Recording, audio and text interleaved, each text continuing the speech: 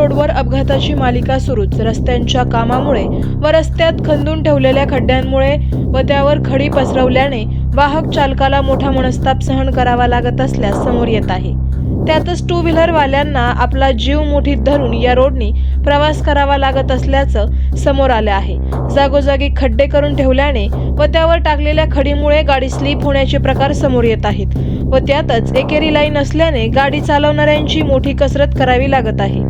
त्यातच दिनांक 28 डिसेंबर 2025 रोजी 12:30 दरम्यान राहुरीकडून घरच्या दिशेने जात असलेले डिग्रस येथील दोन तरुण आपल्या मोटरसायकलवर घरी जात असताना डिग्रस फाटा येथे एक 4 चाकी वाहनाने मागून दिलेल्या धडकेने दोन्ही युवक रोडवर पडल्याने डोक्याला मार लागून नदीम आदम शेख वय वर्ष 19 राहणार डिग्रस हा जागेवरच मृत्युमुखी पडल्याचे समोर आले आहे. तर दुसरा युवक उमास अब्बार शेख वय वर्ष 18 राहणार डिग्रस जखमी होऊन गंभीर मार लागल्याने राहुरी येथील सरकारी दवाखान्यात भरती केले आहे.